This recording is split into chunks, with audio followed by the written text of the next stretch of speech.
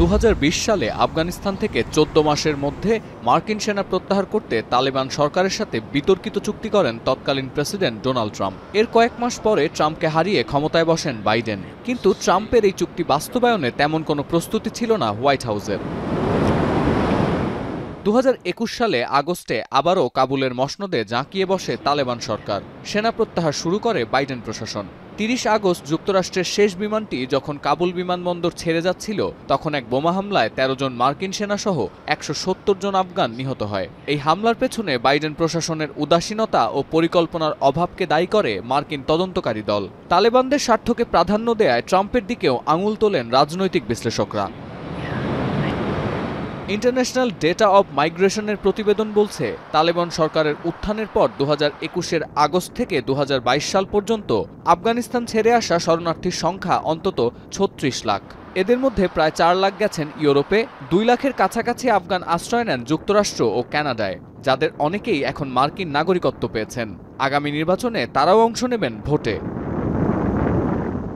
2022-এর নভেম্বরে নর্দার্ন ভার্জিনিয়ায় মধ্যবর্তী নির্বাচনের সময় আফগান আমেরিকানদের নিয়ে একটি গবেষণাধর্মী প্রতিবেদন করে voice of America.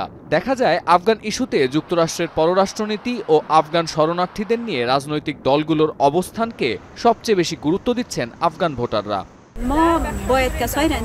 We should vote for those who have goodwill toward Afghanistan and those who want to help Afghanistan and Afghans. They should pass the AAA bill so that the recently arrived Afghans facing uncertainty get documents and their problems are addressed.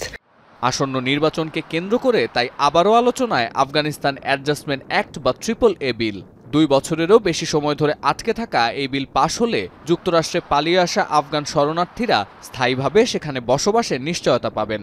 বর্ষিয়ান Democrat সিনেটররা মনে করেন, মানবিক কারণে যারা সাময়িকভাবে যুক্তরাষ্ট্রে অবস্থানের অনুমতি পেয়েছেন তাদের জন্য বিলটি ভীষণ গুরুত্বপূর্ণ।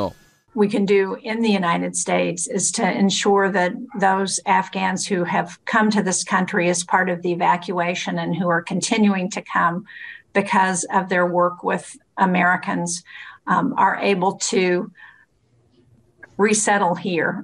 কাবুল বিমানবন্দরের ঘটনায় বাইডেন ট্রাম্প উভয়ই সমালোচিত। ফলে আগামী নির্বাচনে আফগান শরণার্থীদের স্বার্থ রক্ষায় রাজনৈতিক দলগুলোর অবস্থান ও পরিকল্পনার উপরই মূলত নির্ভর করছে আফগান আমেরিকান ভোটারদের সমর্থন।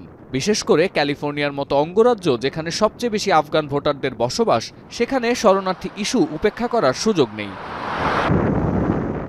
যুক্তরাষ্ট্রে অবস্থানরত প্রায় 4.5 কোটি শরণার্থীর 0.4% আফগানিস্তানের। এই 1,95,000 আফগান শরণার্থীর ভাগ্য এখন অনেকাংশেই নির্ভর করছে মার্কিন নাগরিকত্ব পাওয়ার উপর। তাই আফগান নাগরিকদের ভোট ব্যাংক আদায় করতে হলে শরণার্থীদের কাজের অনুমতি ও স্থায়ীভাবে বসবাসের প্রক্রিয়া নিয়ে ভাবতে হবে ট্রাম্প ও কামালাকে। সতীর্থ কর্মকার, এখন বিশ্ব। কালার এক্সপার্ট, জর্জ স্যাপ এবং মাইল্ড অন হ্যান্ডস টেকনোলজি সমৃদ্ধ অরিক্স ক্রিস্টাল ওয়াশ আপনার লন্ড্রি এক্সপার্ট।